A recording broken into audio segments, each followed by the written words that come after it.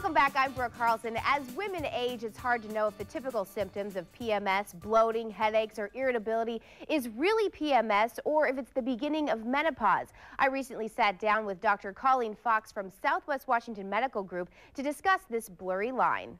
Can you be in menopause and still experience PMS? Technically, you cannot do both at the same time. However, menopause usually starts with this time frame that we call premenopause or perimenopause, and there's a big overlap. Women can start to lose estrogen enough so that they'll have hot flushes and menstrual abnormalities, maybe even 10 years before they go through menopause, and the symptoms can get fairly severe 3 to 5 years before they go through menopause. So it can be really difficult sometimes to know, are you having PMS, are you having perimenopause, or are you having a little bit of both together? You always hope you're not that group at the end, but you can be. And so once you've actually gone through the full transition to menopause, you can't experience PMS anymore.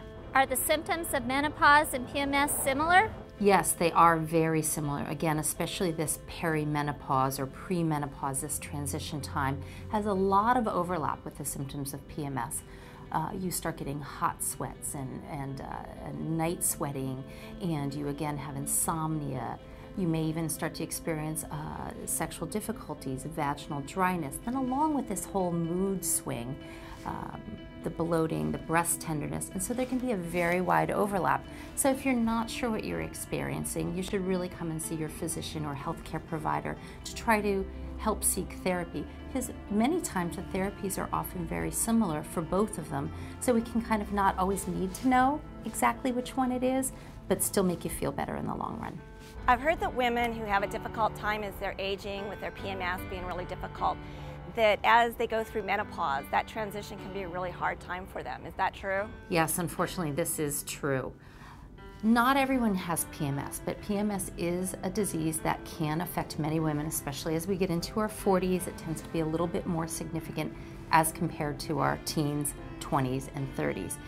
And what happens is, I really want people to think about seeking medical care if their symptoms are bad enough to affect their quality of life, their work, their interpersonal relationships, and those can be physical symptoms, they can be psychological symptoms, they can be insomnia, difficulty relating to each other, difficulty relating to their coworkers, difficulty with coping, and if they're bad enough that it's really affecting that, they need to seek care.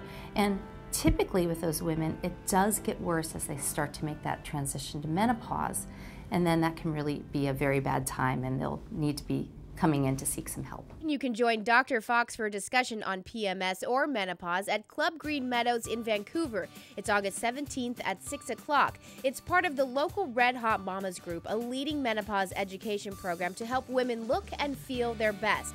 Just head to www.southwestredhotmama.org to register or become a fan of Red Hot Mamas on Facebook.